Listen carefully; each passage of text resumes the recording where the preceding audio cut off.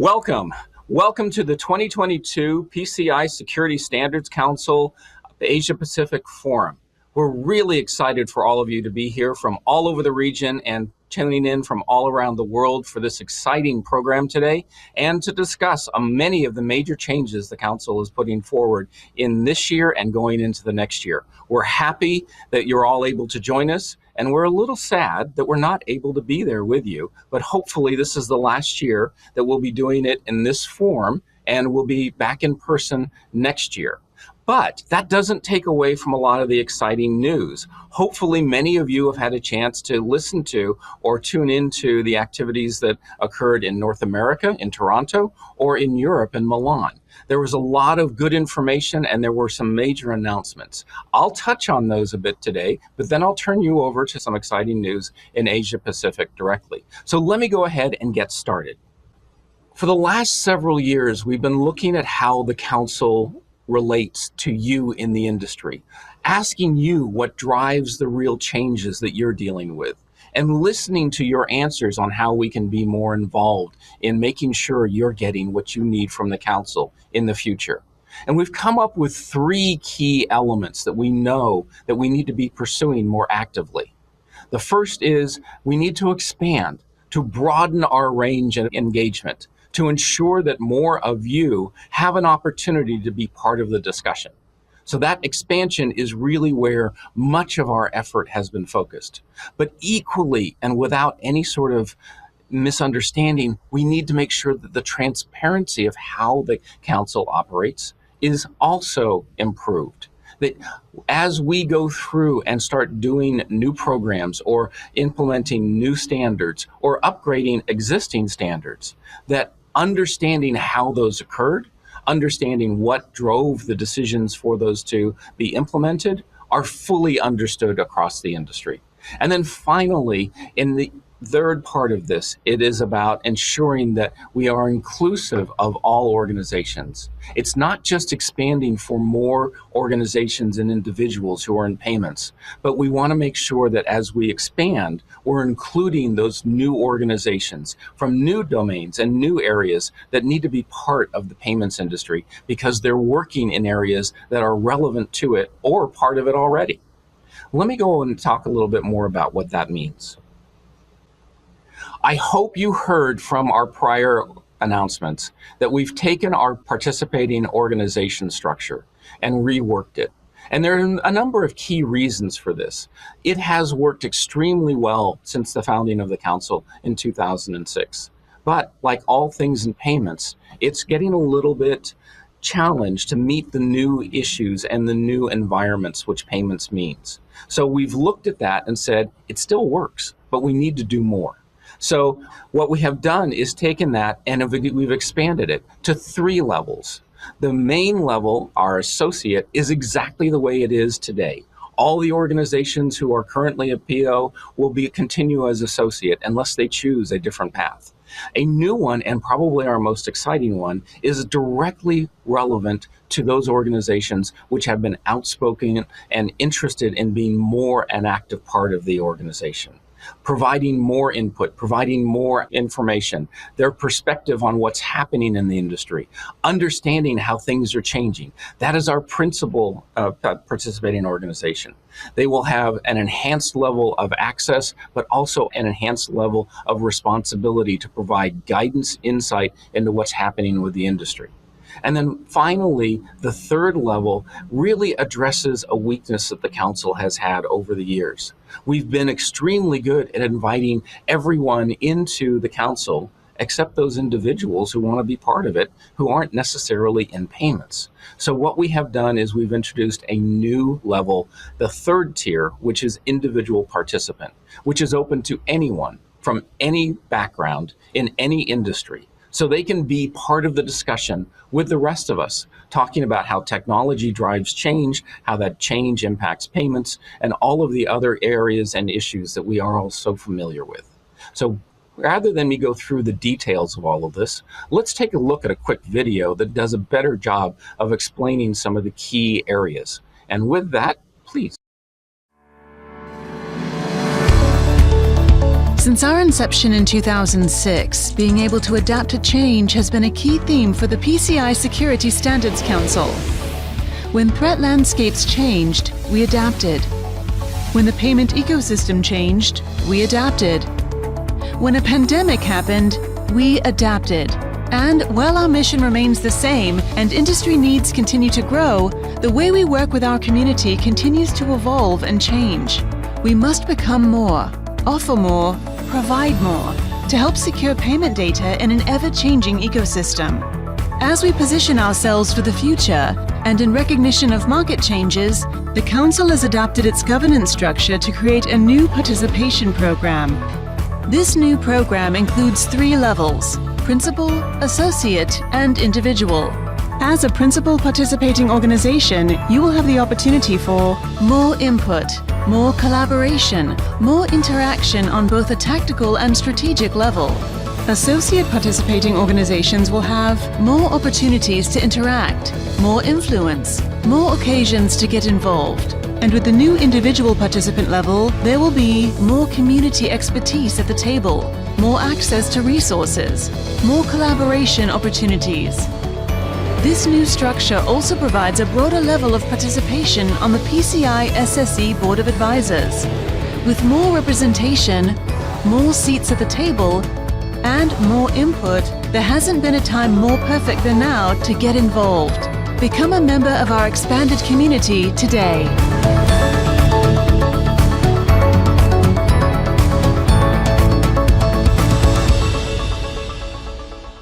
As that video explained so eloquently, some major changes on how we're going to work with the industry, on how our participating organizations and new individuals will be able to impact and to influence how the council represents your needs and make sure that we're actually addressing the key areas that you need us to address. But it doesn't cover all of the information. For that, I would actually ask you to rely on the primary source of information, which we keep updated as frequently as new information comes out, which is our website. Please look at our website relating to our new participating organizations, which is pcissc.org, participate. All of the information we just represented is there, plus a lot more. And if you have questions that aren't answered there, reach out to us. That's why we want you to call us, reach out to us, email us, any way that you can get a hold of us so that we can actually address your questions. All of these changes are about meeting your needs as the council goes into the future. And we do that best by having a discussion with you. All of this reflects how the council needed and needs to continue to change. And it isn't the end. It isn't actually even the beginning. Much of what we've done over the last several years, reflecting the change and the transformation of how we engage with you, how the council actually works with you, is already in place. Key elements of that are critical to how we provide information to you, how you can actually access it, and what sort of new information is going to be available to you right now or in the near future. And let me talk a little bit about that. I hope all of you have had a chance to look at our website. It is the single most important window into everything PCI SSC. All of the information around programs, around our standards, all the supplemental support activities and information is there. Please take a few minutes and look at it. It is critical information and we keep it up to date. And because it is so critical and our website was looking a little dated, what we did is over the last couple of years, we spent a lot of time rethinking based on your input, how it should look, how it should act, how easy it should be to navigate. And what we have done in the last several months is implemented this new website. Hopefully it is as exciting to you, easy to use, easy to navigate as we think it is. And we're looking for your input on it so that we can continue to improve it. But that's not the only thing that we've done to increase your opportunities to get information. The council started in 2006. Now, in some ways that doesn't seem so long ago, but it actually predates the mobile revolution. iPhones didn't exist. There were phones, but it wasn't really the change in the environment that the iPhone and later smartphones have actually introduced. We have not been really part of that. We've continued to rely on our website. But now what we have is a companion channel, our mobile app, which allows anyone to download it from either of the app stores to actually start accessing information and the council resources as you consume it today, off of your phone, off of your tablet. It doesn't have all of the information. There's still a wealth and depth of information on the website, which is easier to get to, but the mobile app gives you some unique capabilities, and we're continuing to improve it. Over time, it will become one of the two key elements that we rely on to provide information, access, and tools to you. Now, with that, we have some new things that are going to be occurring in the very near future. The new things really are about the content and resources. First, and this is what I'm extremely excited about, is our global content library. A lot of the information that we have is permanently available on our website and now through our mobile app.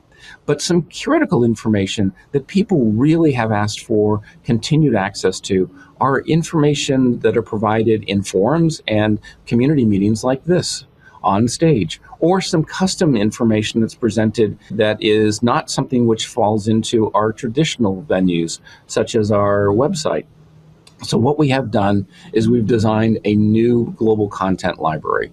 That library is structured in such a way that you can actually look at the presentations which were at any of the prior CMs or forums. Now, what does that mean? Today, you can see information in the current year's forums for a short time afterwards, but then there's no ability to go back and refer to what someone said last year or 2 years ago. Now what we're going to be doing for our membership is to put all of this information into a library, then make it permanently available to go back and review. It's not just once and done, it's now once and permanently available for you as a resource. And that has been one of the key requests over the last few years. Make sure that people can continue to rely on that information, gain access to it, share it with their colleagues, and use it as a baseline, but also use it as historical reference as they can see the changes in the industry and where we started and where we're going to.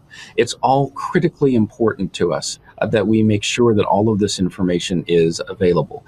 Finally, and this one is brand new to us, is we're looking to do something to address a specific need which you have brought to us over and over again, the lack of available resources. Now, there's not much we can do more than the trainings and activities that we already do, but what we can do is enhance the visibility of this industry and change how people can actually understand what payments and cybersecurity do and how they relate to each other. We're initiating a workforce initiative. Now, this is going to be probably around the first of the year, but it really is about ensuring that individuals in the industry and outside of the industry who may have interest or knowledge that's valuable understand what PCI, what payment security, what our mission is, and also who the organizations are that may be interested in hiring them. This is about twofold: educating a broadened degree of organizations and individuals, but also providing a conduit or a portal for them to connect with each other and maybe provide the resources to each other. I hope you're as excited about all of these changes as I am, from the participating changes, which all go into effect starting next year, to some of the changes which we've already implemented and hopefully you're receiving the benefit of. This really reflects how the council listens and is dedicated to evolving to meet your needs going into the future. Because honestly, it really is about your needs going into the future. This isn't about what we're due today. It is about what we need to do tomorrow to help you protect data and help that data and the integrity of the payment system be ensured throughout its entire life cycle and its future. With the workforce initiatives, it really is about engaging new participants, ensuring that they understand what we are as an industry and who the organizations are that are interested in offering them opportunities to work in the industry. But rather than me take a few minutes and try to explain it, I think we can show you some of the fun things that we're working on to provide that context to the world. And with that, let me take a second and show you another video.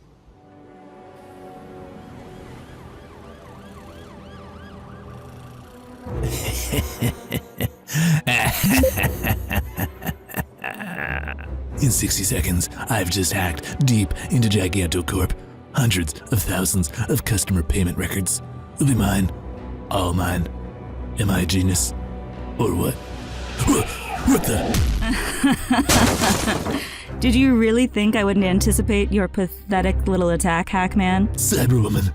But how did you? Staying one step ahead of bad actors like you is what I do every day. It's challenging, it's dynamic. Some might say it's heroic.